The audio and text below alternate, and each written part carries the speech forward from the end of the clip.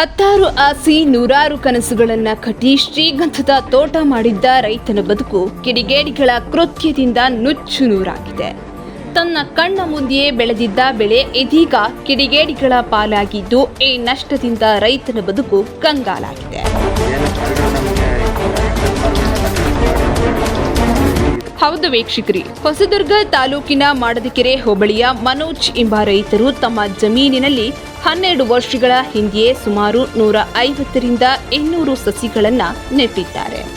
ನೆಟ್ಟಿದಂತಹ ಬೆಳೆ ಫಸಲಿಗೆ ಬಂದಿದ್ದು, ಈ ವೇಳೆ ಕಿಡಿಗೇಡಿಗಳ ಕಣ್ಣು ಬೆಳೆದು ನಿಂತಿದ್ದ ಶ್ರೀಗಂಧದ ಮರದ ಮೇಲೆ ಬಿದ್ದ ಪರಿಣಾಮ ಮೊನ್ನೆ ತಡರಾತ್ರಿ ಅಂದರೆ ಶುಕ್ರವಾರ ತಡರಾತ್ರಿ ಸುಮಾರು 10ರಿಂದ 15 ಲಕ್ಷ ಬೆಲೆ ಬಾಳುವ 15 ಶ್ರೀಗಂಧದ ಮರಗಳನ್ನು ಕಟಾವು ಮಾಡಿ ಶ್ರೀಗಂಧವನ್ನ ಕದ್ದೊಯ್ದಿದ್ದಾರೆ.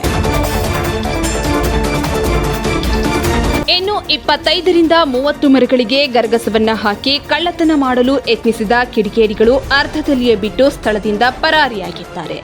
ಇದನ್ನು ಕಂಡ ರೈತನು ತಾನು ಸಾಕಿದ್ದ ಮಕ್ಕಳನ್ನ ಇದೀಗ ನಾನೇ ಕಡಿಯುವಂತಹ ಪರಿಸ್ಥಿತಿ ನಿರ್ಮಾಣವಾಗಿದೆ ಎಂದು ತನ್ನ ತೊಳಲಾಟವನ್ನ ತೋಡಿಕೊಂಡಿದ್ದಾರೆ.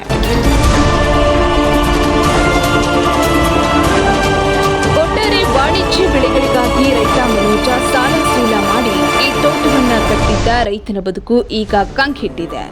ಇನ್ನು ನಮ್ಮ ಭಾಗದಲ್ಲಿ ತೋಟಗಳಿಗೆ ರಕ್ಷಣೆ ಇಲ್ಲದಂತಾಗಿದ್ದು, ರೈತರು ಏನನ್ನಾದರೂ ಬೆಳೆಯಲು 10ರಿಂದ 15 ಬಾರಿ ಯೋಚಿಸಬೇಕಾದಂತಹ ಪರಿಸ್ಥಿತಿ ನಮ್ಮಲ್ಲಿ ನಿರ್ಮಾಣವಾಗಿದೆ. ಅದಕ್ಕಾಗಿ ನಮಗೆ ಸೂಕ್ತ ಭದ್ರತೆಯೊಂದಿಗೆ ಪರಿಹಾರ ನೀಡಬೇಕೆಂದು ಮನವಿ ಮಾಡಿದ್ದಾರೆ. ಏನು ಈ ಪ್ರಕರಣ ತಿಳಿದಂತೆ ತೋಟಗಾರಿಕೆ ಇಲಾಖೆ ಅಧಿಕಾರಿಗಳು ಭೇಟಿ ನೀಡಿ ಪರಿಶೀಲನೆಯನ್ನ ನಡೆಸಿದ್ದಾರೆ.